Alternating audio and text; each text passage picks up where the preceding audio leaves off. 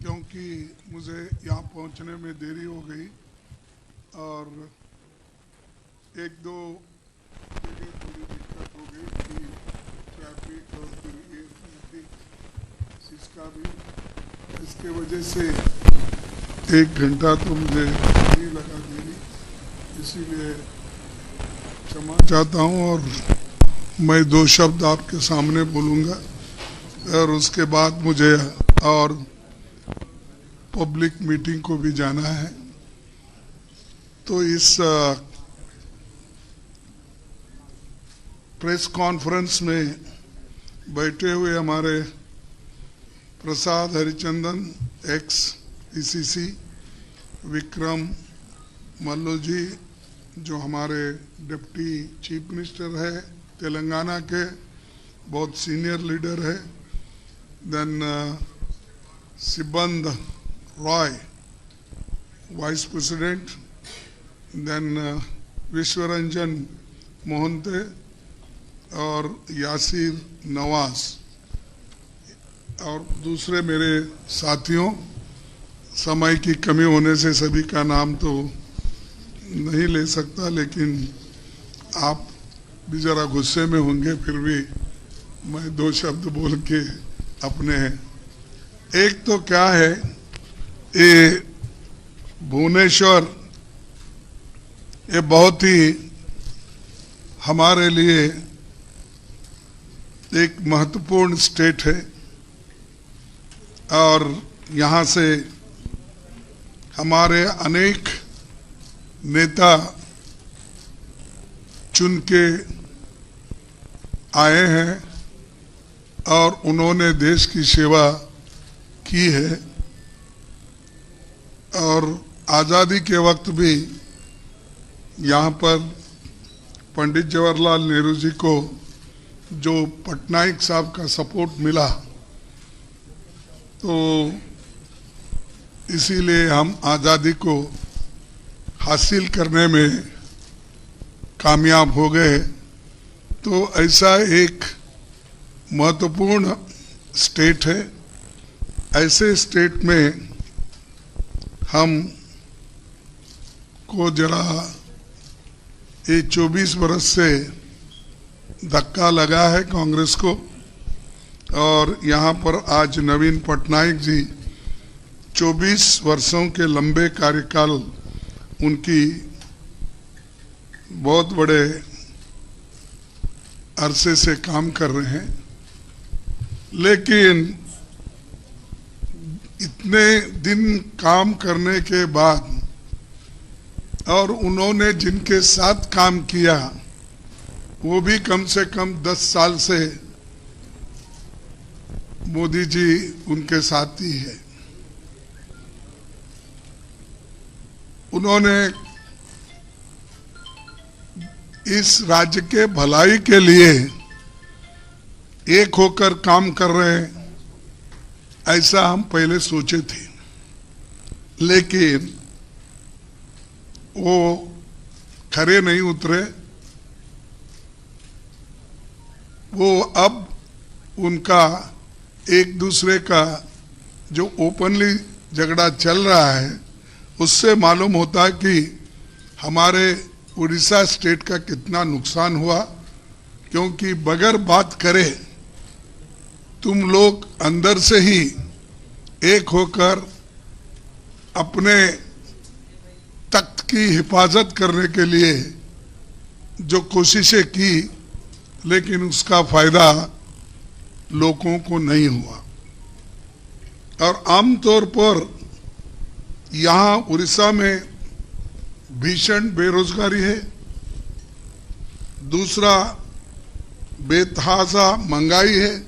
आपको तो मालूम है देश में महंगाई का एक बहुत बड़ा मुद्दा हमने उठाया है, और यहाँ पर भी और भी महंगाई ज़्यादा है। उड़ीसा की पहचान सस्ते मजदूर मुहैया कराने वाला राज्य के रूप में जाना जाता है। वो सब ये लोगों ने बना दिया।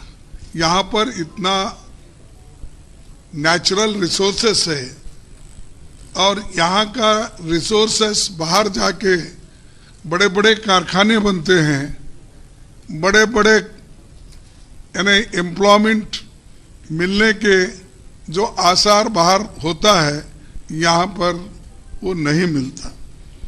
इसको अगर दूर करना है तो हम ये दोनों सरकार को बदलना होगा। और तीसरा, खास करके ये चिटफंड और खनन घोटाले के कारण उड़ीसा सरकार की पहचान एक भ्रष्ट सरकार के रूप में है। तो इसीलिए हम जो बीजेडी को पहले वक्त जो हमने एक यहाँ के लोगों ने जो चांस दिया, शायद अब इस बार लोग देने वाले नहीं हैं। और इसके लिए बीजेपी और बीजेडी दोनों बराबरी के रिस्पॉन्सिबिलिटी उनकी है। और तीसरा, युवाओं में भीषणतम बेरोजगारी तो बढ़ रही है, लेकिन इधर उन्होंने कोई ध्यान नहीं दिया। और हम अभी हमारे साथ जो नेता आए थे उनसे पूछताछ करने के बाद यहाँ कम से कम 41% ILO रिपोर्ट के मुताबिक अनएम्प्लॉयमेंट है। तो आप सबसे ज्यादा उड़ीसा में है, तो फिर आप डेवलपमेंट क्या करें? 24 साल एक आदमी एक जगह एक स्थान पर अगर बैठता है, अपने लोगों की चिंता अगर नहीं करता, 41% अनएम्प्लॉयमेंट रखता है, और फिर भी लोगों से वो वोट पूछते हैं, तो किस मुंह से वो पूछते हैं मुझे समझ में नहीं आ रहा। और इनको साथ बीजेपी तो और भी रिस्पॉन्सिबल है, क्योंकि यहाँ के लोगों को तो एक अलग ढंग से उन्होंने बोल कर अपने मदद करने का तो छोड़ दिया, और यहाँ पर कोई मदद ही नहीं किया, सिर्फ उनके चीफ मिनिस्टर के ऊपर छोड़ दिया। लेकिन चीफ मिनिस्टर और दोनों मिलके इस अपने उड़ीसा का मैं क्या कहूँ कि उड़ीसा को बर्बाद करने में इन दोनों का हाथ है। तो हम ये चाहते हैं कि हमारी सरकार, गठबंधन की सरकार, हम जो एक लड़ाई लड़ रहे हैं, ये तो लड़ाई इसके लिए है कि डेमोक्रेसी को बचाने के लिए, संविधान को बचाने के लिए, और एक होकर इस देश को रखने के लिए। और तीसरा कि जो आज कल हेट स्पीचेस करके समाज में जो डिवीजन कर रहे हैं मोदी साहब, तो उसके खिलाफ भी हमारी लड़ाई है। और ये बहुत से माइनिंग और अदर जो भी नेचुरल रिसोर्सेस है, उसकी यहाँ पर बहुत लूट हो रही है। और बड़े बड़े जो भी प्लांट्स बने, कुछ भी बने, तो पहले के हैं, इनके तो कोई इसमें हिस्सा नहीं है। तो ये मैं इसलिए कह रहा हूँ कि जब आदमी को एक अपॉर्चुनिटी मिलती है तो वो अपने राज्य के हित में काम करना चाहिए। और उसी ढंग से मोदी जी जो आज हर जगह जाके बोल रहे हैं कि मैं 400 पार सीट ले रहा हूँ। अरे 400 पार कहाँ लेते हैं? आप तमिलनाडु में हैं, आप केरला में हैं, आप कर्नाटक में 50-50 हो रहा है, और महाराष्ट्र में 50-50 हो रहा है, और आंध्रा में तुम्हारा कोई नहीं है, वहां पर तो जगन बैठे हैं, और तेलंगाना में ये लोग हैं। कर्नाटक, तेलंगाना, ये अपना केरला, तमिलनाडु, आप कहीं भी नहीं है वहां पर। और यहाँ पर जो ज्यादा से ज्यादा सीटें पहले हमारे इनको मिलते थे अपना पटनायक जी को, अब यहाँ पर भी वो खत्म होके कांग्रेस ऊपर आ रही। कांग्रेस इसलिए ऊपर आ रही कि ये दोनों के लड़ाई में, और ये दोनों जो इस ओडिशा को बर्बाद करने में लगे, तो लोग अब रियलाइज करें, तो वो रियलाइज करके आज कांग्रेस को वो मदद कर रहे। उसके बाद हमारी गारंटीज ये है कि मोदी साहब तो बोलते मोदी की गारंटी ये तो पक्की है, सरकारी है बोलते, लेकिन उन्होंने कभी गारंटी नहीं निभाया। 15 लाख की गारंटी उन्होंने निभाई, 2 करोड़ नौकरियां सालाना देने का उन्होंने निभाया, किसानों की आमदनी डबल करने का उन्होंने निभाया, और उसी तरह जो उन्होंने कहा वो एक भी नहीं करे। फिर अब गारंटी बोल रहे, अरे तुम्हारी गारंटी देश के लिए कुछ भी नहीं है। देश पूरा, तुम्हारी गारंटी मीन्स पेट्रोल ज्यादा करना भाव, डीजल ज्यादा करना, एलजीपी करना, उसके बाद गैस का प्राइस बढ़ाना, फर्टिलाइजर प्राइस बढ़ाना, और उसके बाद औषधों का जो दाम है वो बढ़ाना। ये सारी चीजें आप क्या, ट्रैक्टर के ऊपर जीएसटी डालना, ट्रैक्टर के टायर के ऊपर जीएसटी डालना, ये सब तुम्हारे काम। ये है, मोदी है तो ये मुमकिन है। तो इसीलिए हम आज के दिन ये चाहते हैं कि आपके माध्यम से पूरे देश में ये जो हमने एक माहौल तैयार किया है जनता के लिए, और ये लड़ाई जनता की है। जनता खुद लड़ रही है मोदी के खिलाफ, जनता उठी है, नौजवान उठे हैं, वो लोग लड़ रहे हैं। और उसी लिए तो हमने 5 न्याय और 25 गारंटी हमने तैयार की है, खास करके युवा न्याय, नारी न्याय, किसान न्याय, श्रमिक न्याय, और जनगणना के आधार पर लोगों को मदद करना। और उसी लिए तो जातीय जनगणना करके लोगों को जो मदद कर सकते हैं वो करने के लिए हम कटिबद्ध है, हम फर्म है, वैसा हम पूरा करेंगे। उसके बाद में मैंने लखनऊ में कहा था कि कल, तो ये क्या है, जैसा कि हम यूपीए 2 में फूड सिक्योरिटी एक्ट लाया, और उससे ही गरीबों का आज पेट भर रहा है। नरेगा का स्कीम लाया, उससे ही लोगों को फायदा हो रहा है। उसी के बाद राइट टू एजुकेशन हमने लाया, उसी से बच्चों को, विद्यार्थियों को फायदा हो रहा है। ऐसे कई चीजें हैं हमने किया बगैर बोले।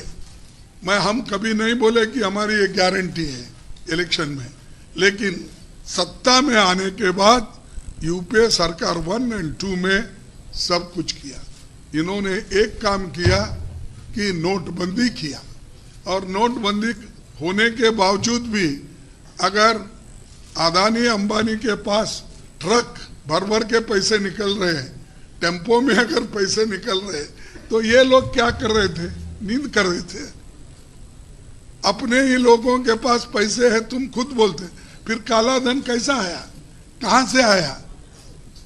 तो ये बोलते एक, करते हैं एक, इनको कोई जनता की चिंता नहीं।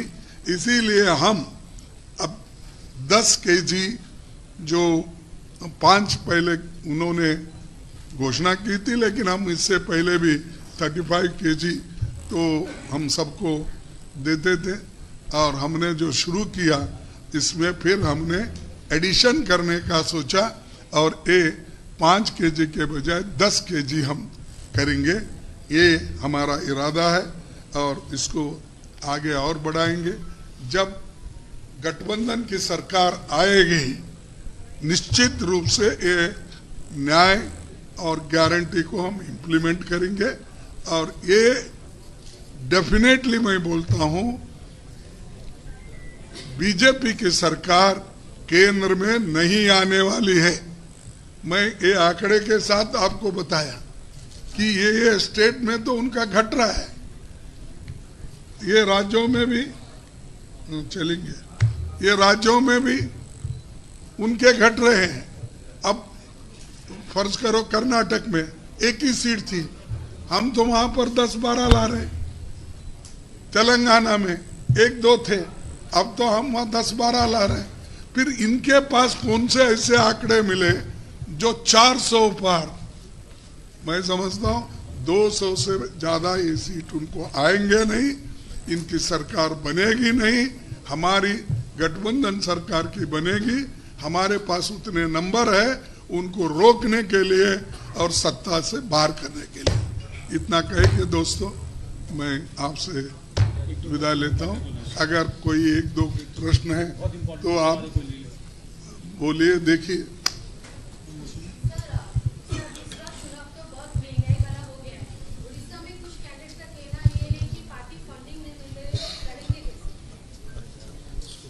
ये देखिए, इसको हमारे को एक तो हमारी अकाउंट बंद कर दिए। हाँ, जो 14 लाख रुपए की कमी थी कई के लिए कि हमने टाइम पे ये नहीं किया।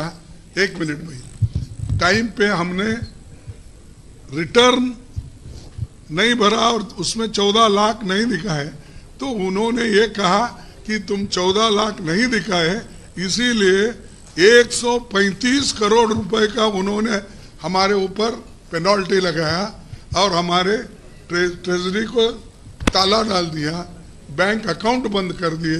तो ये लेवल प्लेइंग ग्राउंड तो नहीं है, ये तो सताने का है। और हम गरीबों के तरफ है, हम तो कोई अमीरों के तरफ नहीं उनके जैसा। और ये तो स्टेट ऐसा है, शेड्यूल कास्ट, बैकवर्ड, आदिवासी, ये सब मिलके मैं समझता हूँ 90-92% होगा। इतना बड़ी संख्या में रहते हुए भी यहाँ के लोग किस वजह से ये देते हैं मुझे मालूम नहीं, लेकिन अब तो सबको समझ गया है। डेफिनेटली हमको वो लोग मदद करेंगे, इस बार हम जरूर आएंगे। Okay, thank you. कितना विधायक वो असेसमेंट हम यहाँ से लेंगे। मैं अकेला नहीं कर सकता क्योंकि हमारी कमेटी भी एक है और हमारे सर्वे भी चल रहे हैं। वो सर्वे के मुताबिक हम इस बार ठीक प्रदर्शन करेंगे। ठीक है, थैंक यू।